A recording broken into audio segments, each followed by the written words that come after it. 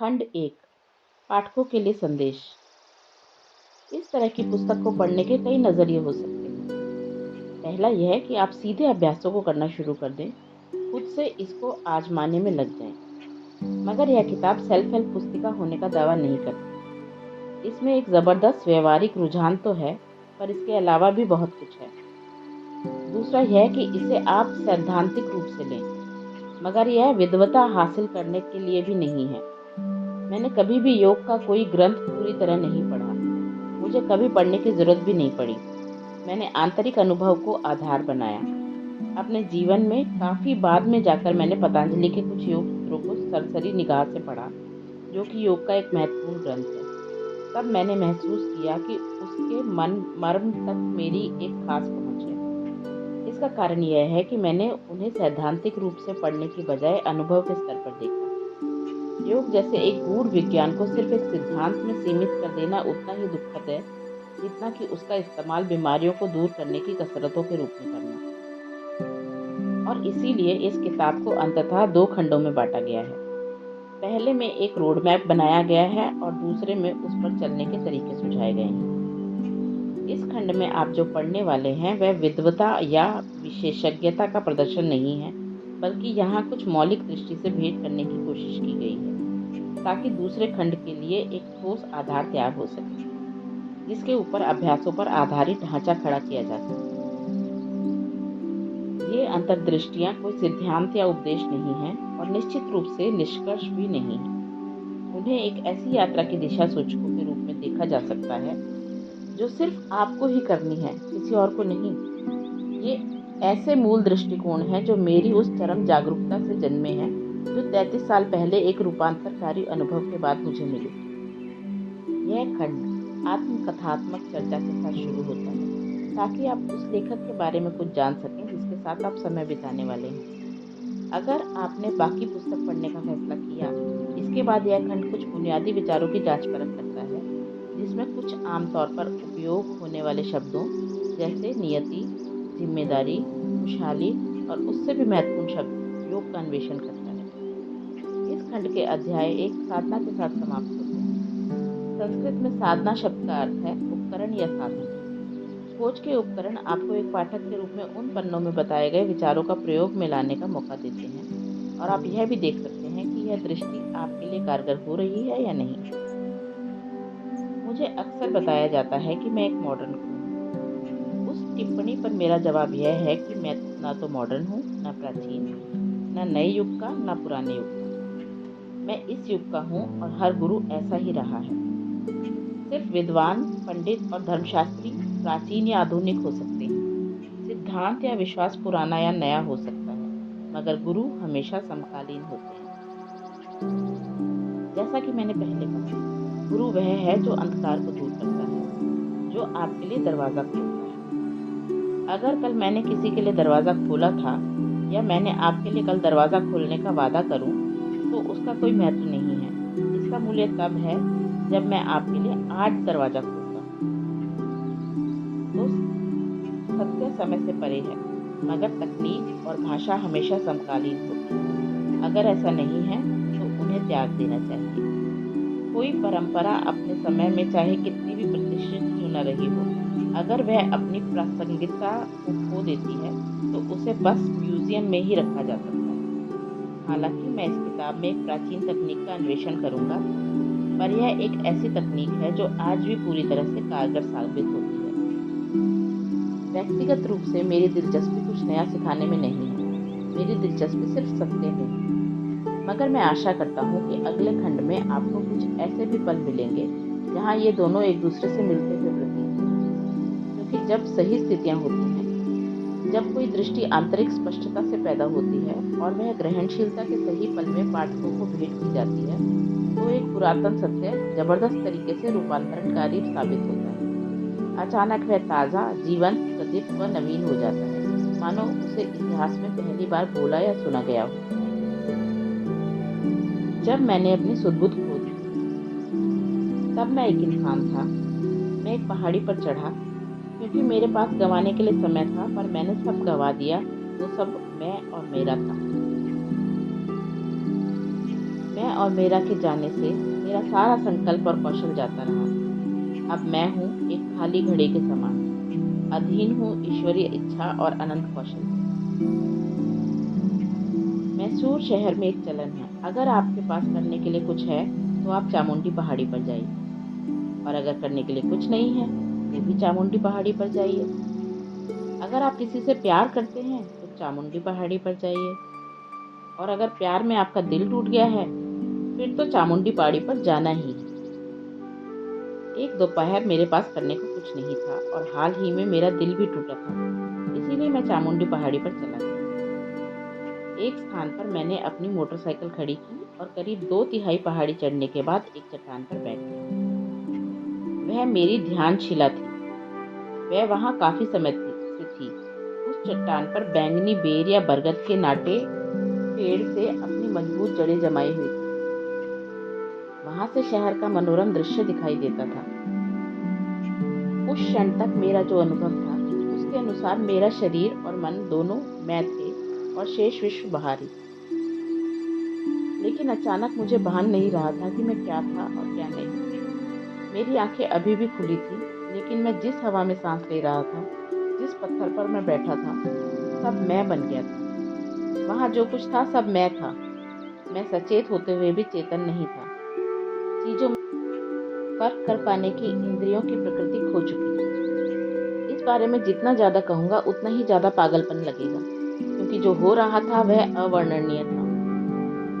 मेरा मैं हर जगह व्याप्त था। हर चीज अपनी तय सीमाओं से परे विस्तार कर रही थी। हर चीज विस्तृत होकर दूसरी हर चीज में समा रही थी। यह संपूर्णता की आयाम रहित एकता थी। बस वही पल अब मेरा जीवन है, जो बहुत सुंदरता से बरकरार है। जब मुझे होश आया तो ऐसा लगा कि महज 10 मिनट गुजरे हैं, लेकिन मेरी घड़ी की सुइयां बता रही थी कि शाम के 7:30 बज चुके थे, यानी 4.5 घंटे बीत चुके थे। मेरी आंखें खुली थी, सूरज ढल चुका था और अंधेरा हो गया था। मैं पूरी तरह से सतर्क था, लेकिन उस पल तक जिसे मैं मेरा मैं मानता था वह पूरी तरह से गायब हो चुका था। मैं रोने धोने वालों में से नहीं हूँ, मगर फिर भी चामुंडी पहाड़ी के उस चट्टान पर 25 साल की उम्र में मैं इतना उन्मत्त था कि मेरे आंसू बह रहे थे और मेरी कमीज गीली हो चुकी थी। शांत और खुश रहना मेरे लिए कोई मसला नहीं रहा है। जैसा चाहा वैसे जिंदगी बिताई। मैं 60 के दशक में बड़ा हुआ। वह बीटल्स और ब्लू जीन्स का दौर था। मैंने यूरोपीय दर्शन और साहित्य में दोस्तोयेवस्की, कामू, काफ्का और उन जैसे अन्य लेखकों को पढ़ रखा था। लेकिन यहाँ अपने अस्तित्व के एक बिल्कुल अलग आयाम से मेरा विस्फोटक ढंग से सामना हुआ, जिसकी मुझे तनिक भी जानकारी नहीं थी। मैं उल्लास और आनंद की एक बिल्कुल नई अनुभूति से भीग चुका था, जिसका ना तो मैंने कभी अनुभव किया था, ना ही उसकी संभावना की कल्पना की थी। इस बारे में जब मैंने अपने संशयी दिमाग पर जोर डाला तो मुझे इतना ही समझ आया कि शायद मैं अपना मानसिक संतुलन खो बैठा हूँ। फिर भी यह सब इतना खूबसूरत था कि मैं इसे गंवाना नहीं चाहता। अलबत्ता उस दोपहर को क्या हुआ था उसे बताने में मैं कभी पूरी तरह समर्थ नहीं हो पाया। शायद उसे बयान करने के सबसे अच्छे तरीका यह है कि मैं ऊपर गया और फिर नीचे नहीं आया। मैं फिर कभी नीचे आया ही नहीं। मेरा जन्म मैसूर में हुआ, अपने महलों और बाग बगीचों के लिए मशहूर दक्षिण भारत की सुंदर और शाही नगरी मैसूर एक दौर में राजधानी हुआ करती थी। मेरे पिताजी डॉक्टर और माँ घरेलू महिला थी। मैं 4 भाई बहनों में सबसे छोटा था। स्कूल में मैं ऊब जाता था, और तो और मेरे लिए कक्षा में बैठना भी असंभव था, क्योंकि मैं देख सकता था कि अध्यापक जो सिखाते हैं उसका उनकी अपनी जिंदगी में ही कोई मतलब नहीं। जब मैं 4 साल का था तब घर की आया मुझे स्कूल छोड़ने जाती थी। मैंने उसे कह रखा था कि वह मुझे स्कूल के गेट पर ही छोड़ दे, अंदर नहीं आए। यूं ही वह मुझे छोड़कर जाती, मैं पास की घाटी की तरफ भाग निकलता, जहाँ जीवन अनगिनत अनूठे रूपों में फल फूल रहा था। मैं पिताजी की दवाइयों की अलमारी से मिली खाली बोतलों में तरह तरह के कीड़े मकोड़े, मेंढक और सांप इकट्ठे करने लगा। कुछ महीने बाद जब माता पिता को पता चला कि मैं स्कूल से गायब रहता हूँ, तो इस बारे में जानकर वे बहुत नाराज हुए। घाटी के मेरे इस जीवन शास्त्र के अभियान को बरसाती नाले में वक्त बर्बाद करना कहकर खारिज कर दिया गया। बड़ों की सुस्त व नीरस दुनिया ने मेरे इस अभियान को नाकाम कर दिया, जैसे कि मेरे साथ अक्सर होता था। तब मैंने अपना ध्यान कहीं और लगा दिया और करने के लिए कुछ और ढूंढ लिया। बाद के वर्षों में मैं जंगल में इधर-उधर घूमने, सांप व मछलियाँ पकड़ने और पहाड़ों व पेड़ों पर चढ़ने में अपना वक्त बिताना ज़्यादा पसंद करने लगा। लंच बॉक्स और पानी की बोतल के साथ अक्सर मैं पेड़ की सबसे ऊंची डाल पर चढ़ जाता। शाखाओं का हिलना-डुलना मुझे समाधि जैसी अवस्था की ओर ले जाता, जहाँ मैं नींद में भी होता और पूरी तरह सतर्क भी। पेड़ पर समय का बिल्कुल बोध नहीं रहता था। सुबह 9 बजे से लेकर शाम 4:30 बजे स्कूल की छुट्टी की घंटी बजने तक वहीं बैठा रहता। बहुत बाद में चलकर मुझे एहसास हुआ कि जीवन के उस दौर में ही अनजाने में मैं ध्यान करने लगा था। बाद में जब मैंने पहली बार लोगों को ध्यान सिखाना शुरू किया, तो वह हमेशा झूम कर किया जाने वाला ध्यान, स्वाइंग मेडिटेशन होता था। यकीनन तब ध्यान शब्द से मेरा पाला भी नहीं पड़ा था। मुझे तो बस पेड़ पर उस तरह हिलना पसंद था जो मुझे नींद और जागरण से परे की अवस्था में ले जाता था। कक्षा में बैठने के अलावा हर चीज में मेरा मन लगता था। यह दुनिया जिस तरह से बनी है, धरती के अलग अलग इलाकों का भूगोल और लोगों के रहन सहन के बारे में जानना, तो मैं दूर देहात की धूल भरी सड़कों, पगडंडियों और अपनी साइकिल लेकर निकल पड़ता और हर दिन कम से कम 35 किलोमीटर का सफर तय करता। घर पहुंचते पहुंचते धूल और कीचड़ को पूरी तरह थक जाता। मैं जहाँ जहाँ से गुजरता उन इलाकों का नक्शा अपने दिमाग में खींचना मुझे अच्छा लगता। मैं जब भी अकेला होता, अपनी आंखें बंद करके मैं मन में उन सभी स्थानों का नक्शा खींचता। हर एक चट्टान का, सभी टीलों का एक एक पेड़ था, जुताई के बाद अलग दिखती जमीन, खेतों में उगती फसलें और अलग अलग मौसम, ये सब मुझे लुभाते थे। इसी वजह से मैं थॉमस हार्डी के लेखन की तरफ आकर्षित था। इंग्लैंड के भूभाग के उनके वर्णन कई पन्नों में फैले रहते थे। आसपास की दुनिया को मैं उसी तरह अपने जहन में सहेज रहा था। आज भी वह सब मेरे दिमाग में एक चलचित्र की तरह कैद है। अगर मैं चाहूँ तो बेहद स्पष्टता और बारीकी से वह सब दोबारा कह सकता हूँ जो मैंने उन सालों में देखा।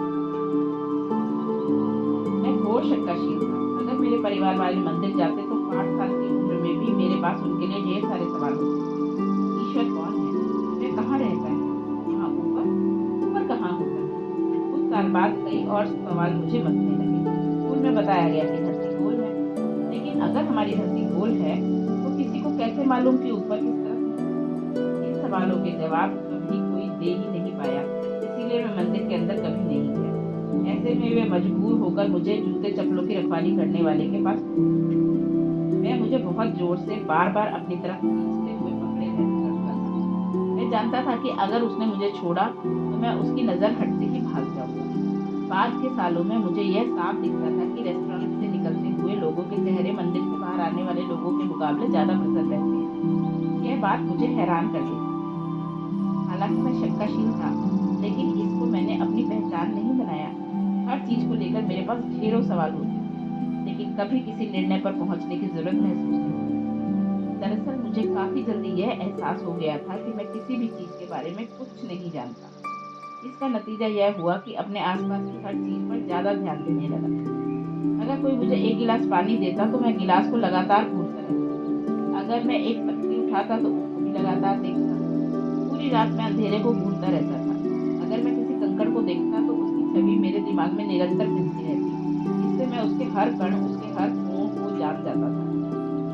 मैंने यह भी देखा कि भाषा इंसान की रची एक साजिश से अधिक कुछ नहीं है। अगर कोई बोलता तो मुझे लगता कि वह सिर्फ आवाजें निकाल रहा है और मैं उनके अर्थ निकाल रहा हूँ। तो मैंने अर्थ निकालना बंद कर दिया और फिर आवाजें मेरे लिए बड़ी हास्यास्पद बन गई। मैं देख सकता था कि उनके मुंह बनी बनाई ध्वनियाँ उगल रही हैं। अगर मैं एकटक देखता रहता तो इंसान भी विघटित होकर ऊर्जा के एक धुंधले गोले में तब्दील हो जाता। तब सिर्फ आकृतियां ही बच जाती। असीम अज्ञानता की स्थिति में किसी भी चीज के ऊपर मेरा ध्यान चला जाता। डॉक्टर होने के नाते पिताजी सोचते कि मेरे मनोवैज्ञानिक परीक्षण की जरूरत है। वे कहते यह लड़का हर वक्त किसी न किसी चीज को बिना पलक झपकाए घूरता रहता है, लगता है पागल हो गया है। मुझे यह हमेशा से अजीब लगता है कि दुनिया इस बात को नहीं समझती कि मैं कुछ नहीं जानता। ये अवस्था किसके लिए है? जो लोग विश्वासों और मान्यताओं से इस अवस्था को नष्ट कर देते हैं, वे एक बड़ी संभावना, जानने की संभावना से पूरी तरह चूक जाते हैं। वे इस बात को भूल जाते हैं कि मैं कुछ नहीं जानता एक द्वार है, जानने और ढूंढने का एकमात्र द्वार। माँ मुझसे कहती थी कि अपने अध्यापकों पर ध्यान दिया करो। मैंने नहीं किया। जिस तरह का ध्यान मैंने उनकी बातों पर दिया, वैसा कभी भी कहीं और किसी ने नहीं दिया होगा। मुझे नहीं मालूम कि वे क्या कह रहे होते थे, पर जब मैं कक्षा में होता था तो बगैर पलक झपकाए उन्हें एक टक सुनता रहता था। किसी कारण से उन्हें यह हरकत कुछ खास पसंद नहीं आई। एक शिक्षक ने मुझसे जवाब सुनने की हर संभव कोशिश की, लेकिन जब मैं चुप रहा तो उन्होंने मुझे कंधे से पकड़ा और बुरी तरह झकझोर दिया। उन्होंने कहा, तुम या तो देवता हो या शैतान। फिर उन्होंने आगे कहा, और मुझे लगता है कि तुम शैतान हो। मैंने खास अपमानित महसूस नहीं किया। इससे पहले तक मैं अपने आसपास की हर चीज को अचरज की दृष्टि से देखता था, रेत के एक कण से लेकर ब्रह्मांड तक। लेकिन सवालों के जटिल जंजाल में हमेशा एक निश्चितता थी, और वह थी मैं को लेकर। लेकिन मेरे शिक्षक के क्रोधपूर्ण कथन ने मेरे लिए कई और सवाल खड़े कर दिए। मैं कौन था? इंसान, देवता, शैतान, क्या था? जवाब के लिए मैंने खुद को ढूंढने की कोशिश की, लेकिन जवाब नहीं मिला।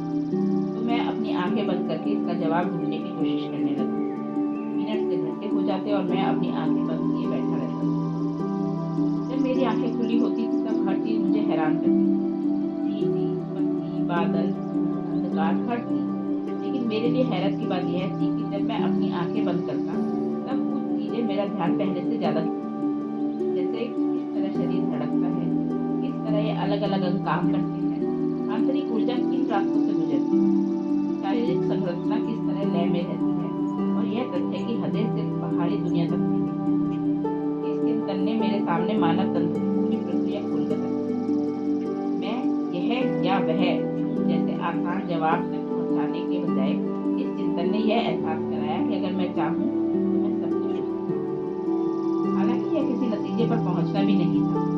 मैं को लेकर मेरी निश्चितता भी तब जाकर खत्म हुई जब इंसान होना क्या होता है कि गहन समझ पैदा हुई। स्वयं को एक स्वतंत्र इकाई के रूप में जानने की मेरी समझ को इसने पिघला दिया। मैं एक अस्पष्ट प्राणी बन गया। अजीब अजीब तरह के अपने सभी तरीकों के बावजूद एक चीज जो मैं अनुशासित ढंग से करता रहा वह था मेरा योगाभ्यास। 12 साल की उम्र में गर्मी की छुट्टी में मेरे योगाभ्यास की शुरुआत हुई। हर साल दादाजी के पुश्तैनी घर पर हम सभी चचेरे भाई बहन मिलते थे। मकान के पीछे के हिस्से में 150 फुट गहरा एक पुराना कुआं था। जब बहनें लुका छुपी खेलती थी तब हम लड़के आमतौर पर कुएं में कूदने और उससे बाहर आने का खेल खेलते थे। कुएं में कूदना और ऊपर चढ़कर बाहर निकलना दोनों ही चुनौती भरे होते थे। अगर इसे सही तरीके से नहीं किया जाए तो सिर दीवार से टकराकर चकनाचूर हो सकता था। यही नहीं, चढ़ते समय सीढ़ियां नहीं होती थी। चट्टान की खुरदुरी सतह पर हाथ और पांव जमा जमा कर चढ़ना पड़ता था। कई बार तो अधिक दबाव के चलते नाखून लहूलुहान हो जाते थे। बस कुछ ही लड़के यह करतब दिखा पाते थे। मैं उनमें से एक था और मैं इसमें माहिर था। एक दिन 70 साल के एक बुजुर्ग वहां पर आए। उन्होंने कुछ देर तक हमें यह करतब करते हुए देखा, फिर बगैर कुछ कहे कुएं में कूद पड़े। हमें लगा कि वे डूब गए होंगे, लेकिन वे मेरे मुकाबले अधिक तेजी से चढ़कर बाहर आ गए। मैंने अपने अहम को किनारे रखकर उनसे सिर्फ एक सवाल पूछा, आपने यह कैसे किया? उन्होंने कहा, चलो योग सीखो। मैंने एक पिल्ले की तरह उनका अनुसरण किया और इस तरह मैं मल्ला डिहली स्वामी, वे बुजुर्ग इसी नाम से जाने जाते थे, और शिष्य बना और योग सीखने लगा। पहले हर सुबह मुझे जगाना पूरे घर के लिए एक मुश्किल काम होता था। परिवार के लोग मुझे बिस्तर पर बैठाने की कोशिश करते थे और मैं फिर लुढ़क कर सो जाता था। मेरी बात दांत साफ करने के लिए मेरे हाथ में ब्रश थमाती तो मैं उसे मुंह में रखकर सो जाता था। वे निराश होकर मुझे गुसलखाने में धकेलती और मैं वहां भी सो जाता। लेकिन योग शुरू करने के 3 महीने बाद से मेरा शरीर हर सुबह 3:30 बजे अपने आप जागने लगा, वो भी बिना किसी भारी कोशिश के। आज भी यही होता है। जागने के बाद मैं तुरंत योगाभ्यास में लग जाता। मैं किसी जगह और किसी हालत में हूँ इस बात से कोई फर्क नहीं पड़ता था। उसमें एक दिन भी नागा नहीं हुआ। यह आसान सा योग अंग मर्दन था। यह शारीरिक योग की एक प्रणाली है जो मांसपेशियों और हाथ पैरों को मजबूत बनाती है। यह शारीरिक और मानसिक तौर पर मुझे बाकी लोगों से अलग करता था। बस इतना ही, या मैं ऐसा मानता था। समय के साथ औपचारिक शिक्षा से मेरा भरोसा उठ गया। हालांकि इसका मतलब यह नहीं है कि मैं उसमें दोष ढूंढ रहा था। मुझ में इतना उत्साह और इतनी जीवंतता थी कि मैं हर चीज में खुद को शामिल रखना चाहता था। लेकिन स्पष्टता उस उम्र में भी मेरी सबसे बड़ी विशेषता थी। जो मुझे पढ़ाया जा रहा था उसमें असंगतियां और खामियां मैं जानबूझकर नहीं ढूंढ रहा था, बल्कि वे अपने आप दिख जाती थी। मैंने अपने जीवन में कभी कोई चीज खोजने या पाने की कोशिश नहीं की। मैं बस देखता हूँ, और यही चीज अब मैं लोगों को सिखाने की कोशिश कर रहा हूँ। अगर आप वाकई अध्यात्म को जानना चाहते हैं तो किसी चीज को पाने की कोशिश मत कीजिए। लोगों को लगता है कि अध्यात्म ईश्वर या सत्य या परम तत्व को खोजना या पाना है। समस्या यह है कि आपने खुद ही यह तय कर लिया है कि आप क्या खोजना चाहते हैं। आप जिस चीज को ढूंढ रहे हैं वह महत्वपूर्ण नहीं है, बल्कि देखने की क्षमता महत्वपूर्ण है। दुनिया में आज बगैर किसी उद्देश्य के देखने की क्षमता खो गई है। हर कोई मनोवैज्ञानिक प्राणी बन गया है और वह हर चीज का मतलब निकालना चाहता है। खोजना किसी चीज की तलाश नहीं है, यह आपके बोध, आपके देखने की क्षमता को बढ़ाना है। हाई स्कूल के बाद मैसूर विश्वविद्यालय के पुस्तकालय में मैंने अपनी पढ़ाई खुद करने का बीड़ा उठाया। मैं वहां सबसे पहले सुबह 9 बजे पहुंच जाता था और रात 8:30 बजे सबसे आखिर में बाहर निकल जाता। सुबह के नाश्ते और रात के खाने के बीच किताबें ही मेरा सहारा होती थी। हालांकि मैं हमेशा से भुक्खड़ था, लेकिन पूरे 1 साल मैंने दिन का भोजन नहीं किया। मैंने काफ़ी किताबें पढ़ी, होमर से लेकर पॉपुलर मैकेनिक्स तक, काफ्का से लेकर कालिदास तक, दांते से लेकर डेनिस द मेनास तक, सबको पढ़ा।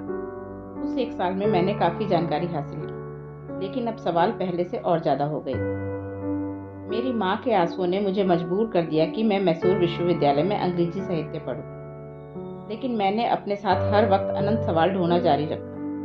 पुस्तकालय और मेरे अध्यापक दोनों के पास इनके जवाब नहीं थे। एक बार फिर मेरा ज़्यादातर समय कक्षा से बाहर बीतने लगा। मैंने देखा कि कक्षा में सिर्फ नोट्स लिखवाने का काम होता था और स्टेनोग्राफर बनने का मेरा कोई इरादा नहीं। मैंने एक बार एक अध्यापिका से कहा कि वे नोट्स दे दें ताकि मैं उसकी फोटोकॉपी करा सकूं। इससे उनकी लिखाने की समस्या और कक्षा में हाजिर रहने की मेरी मजबूरी खत्म हो जाएगी।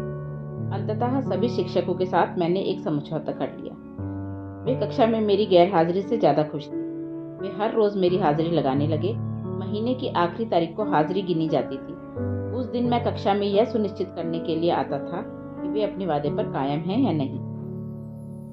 हम कुछ लोगों का यह समूह विश्वविद्यालय परिसर के मैदान में बरगद के विशाल पेड़ के नीचे जमा होने लगा। किसी ने इसका नाम बनियन ट्री क्लब रखा और यह नाम हमारी पहचान बन गया। क्लब का आदर्श वाक्य था, हम बस मजे के लिए यह करते हैं। हम उस पेड़ के नीचे अपनी अपनी मोटरसाइकिलों पर इकट्ठे होते और कई मुद्दों पर घंटों बतियाते। जावा मोटरसाइकिल को पहले से अधिक तेज कैसे चलाएं से लेकर इस दुनिया को एक बेहतर जगह कैसे बनाए तक। हाँ, हम अपनी मोटरसाइकिल से कभी नहीं उतरते। ऐसा करना तो उनका अनादर था। विश्वविद्यालय की पढ़ाई होने तक मैं सारा देश घूम चुका था। शुरू में मैंने अपनी मोटरसाइकिल से दक्षिण भारत की यात्रा की। बाद में मैं अपनी मोटरसाइकिल से पूरा देश घूमा। इसके बाद देश की सीमाओं से बाहर का रुख करना स्वाभाविक ही था।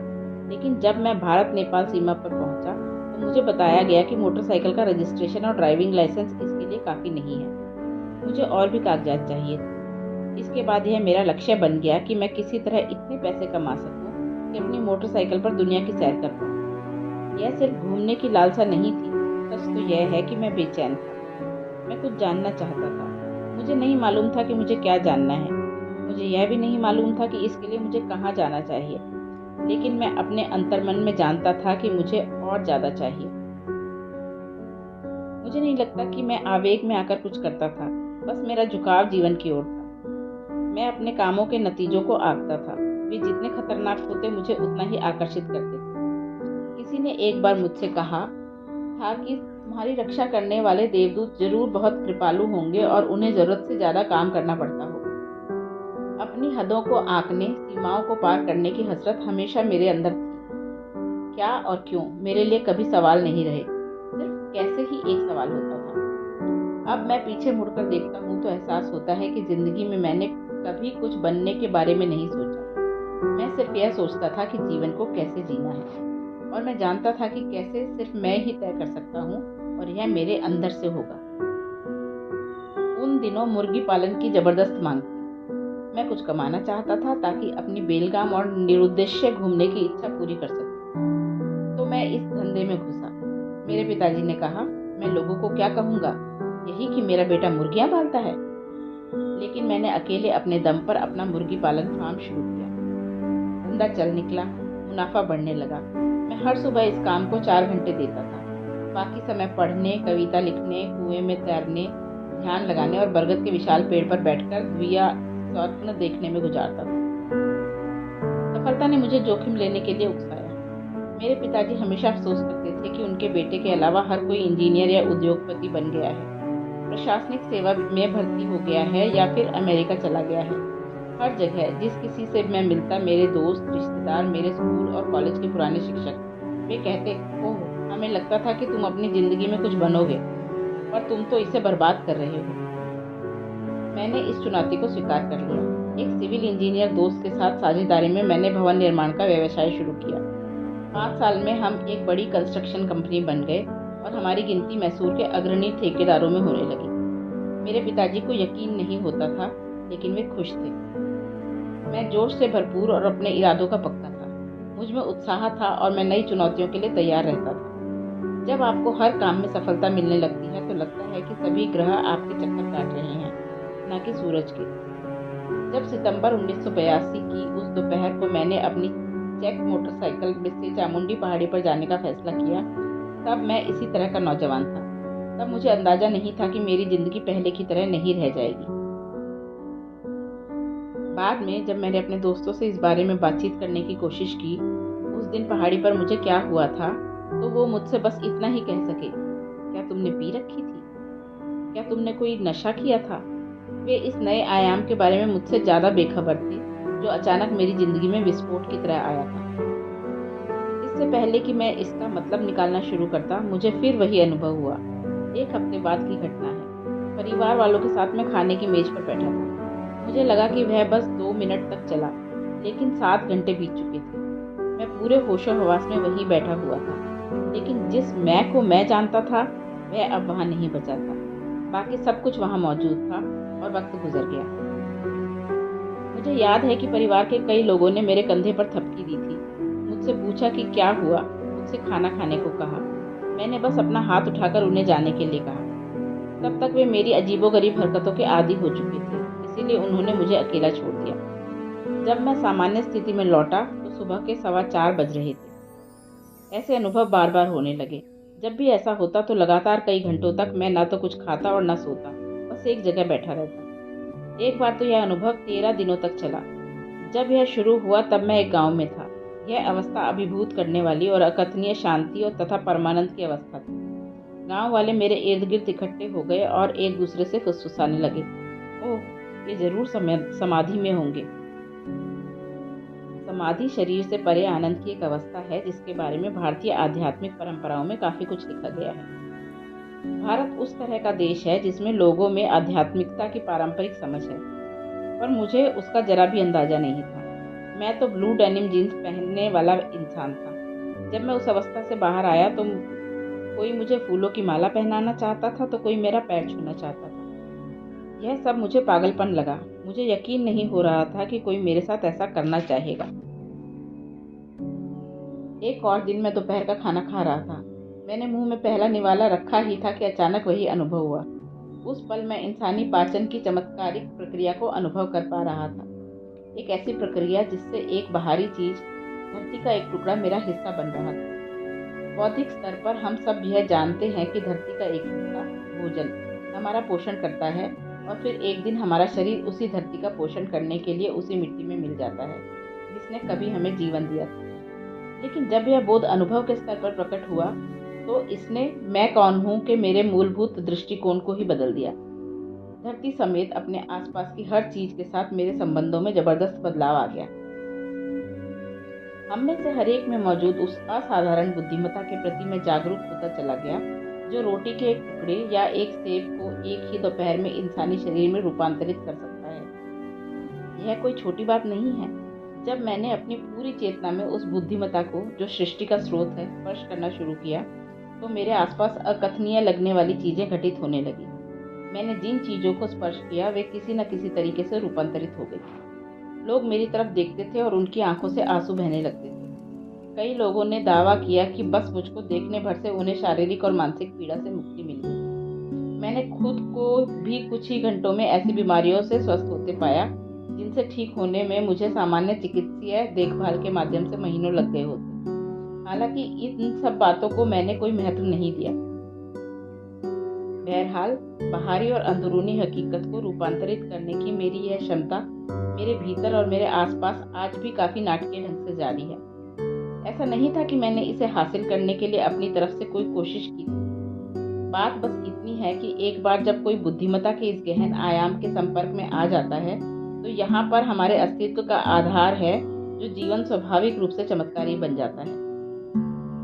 लगभग 6 से 8 हफ्तों में यह अविश्वसनीय अनुभव एक जीती जागती हकीकत बन गया। इस दौरान मेरे बारे में हर चीज नाटकीय ढंग से बदल गई। मेरे शारीरिक बनावट, मेरी आंखों का आकार, मेरी चाल ढाल, मेरी आवाज और कदकाठी सब इतनी तेजी से बदलने लगी कि मेरे आसपास के लोगों ने भी इस पर गौर किया। मेरे अंदर जो कुछ हो रहा था वह और भी अद्भुत था। 6 हफ्तों के अंदर पुरानी यादों को सचमुच बाढ़ सी आ गई। कई जन्मों की याददाश्त लौट आई। अब मैं अपने अंदर एक ही पल में घटित हो रही लाखों अलग अलग चीजों के बारे में जागरूक हो गया था। यह एक कैलाइडोस्कोप की तरह था।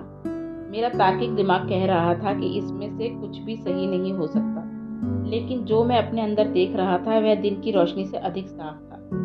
लेकिन मैं मन ही मन यह उम्मीद कर रहा था कि यह गलत हो। मैंने खुद को हमेशा एक चतुर युवक की तरह जाना था।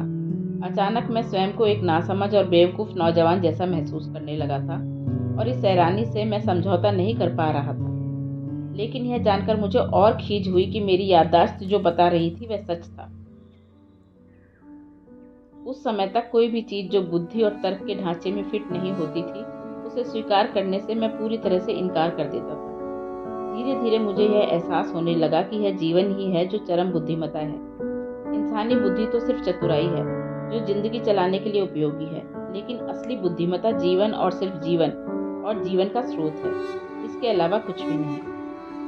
दुनिया को बताया गया है कि ईश्वर प्रेम है, ईश्वर करुणा है, लेकिन अगर आप सृष्टि पर गौर करते हैं तो आपको एहसास होता है कि ईश्वर या जो भी सृष्टि का स्रोत है वह सर्वोच्च बुद्धिमत्ता है जिसकी आप कल्पना कर सकते हैं। हम में से हर किसी में मौजूद उस सर्वशक्तिशाली बुद्धिमत्ता का लाभ उठाने की कोशिश करने के बजाय हम अपनी तार्किक बुद्धि का इस्तेमाल करना पसंद करते हैं। तार्किक बुद्धि कुछ खास परिस्थितियों में उपयोगी होती है, लेकिन यह काफी सीमित है।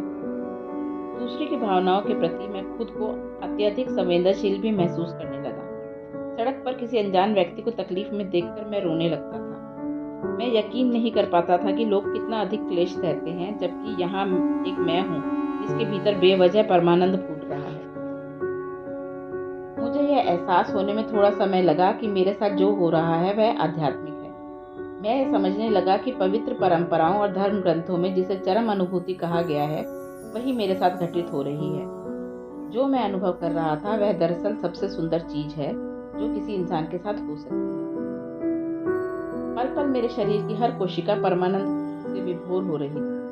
लोग बचपन की बड़ाई इसीलिए करते हैं क्योंकि एक बच्चा बेवजह हंस सकता है और खुश रह सकता है, लेकिन मैंने देखा कि वयस्क जीवन में भी किसी के लिए परमानंद में रहना संभव है। यह हर इंसान के लिए है, क्योंकि हम जो कुछ भी अनुभव करते हैं वह हमारे अंदर से ही घटित होता है। मुझे एहसास होने लगा कि मेरे शरीर में बदलाव असल में मेरी पूरी आंतरिक संरचना का पुनर्गठन था। मैं 12 साल की उम्र से हठयोग का अभ्यास करता आ रहा था। 13 साल तक किया गया वह योग इस समय फलीभूत हुआ। योग दरअसल शरीर के पुनर्निर्माण का तरीका है, ताकि वह ज्यादा बड़े मकसद की पूर्ति कर सके। मानव शरीर हार्ड मास के एक टुकड़े की तरह भी काम कर सकता है और सृष्टि के स्रोत के रूप में भी। इंसान को ईश्वरीय हस्ती में बदलने की एक पूरी तकनीक है। मनुष्य की रीढ़ हड्डियों की एक बेकार व्यवस्था भर नहीं है, बल्कि असल में यह ब्रह्मांड की धुरी है। यह बस इस पर निर्भर करता है कि आप अपनी शारीरिक संरचना को कैसे पुनर्गठित करते हैं। अपने मामले में मैंने शारीरिक तीव्रता की स्थिति से आगे बढ़कर अपने शरीर को इस तरह से रखना सीख लिया जैसे कि वह हो ही नहीं। इससे मेरा शारीरिक पहलू बहुत सहज हो गया। पहले वह सारी तीव्रता मेरे शरीर में थी। लोग यह महसूस कर सकते थे कि अगर मैं किसी कमरे में घुसता तो इसका मतलब होता था कि कुछ करना है, लेकिन अब मैंने अपने शरीर को अलग तरीके से रखना सीख लिया। और तब मुझे एहसास हुआ कि यह अनुभव जो मुझे हुआ है यही असल में योग है। अस्तित्व और संपूर्ण जीवन के साथ ऐक्य और असीमता का अनुभव ही योग था।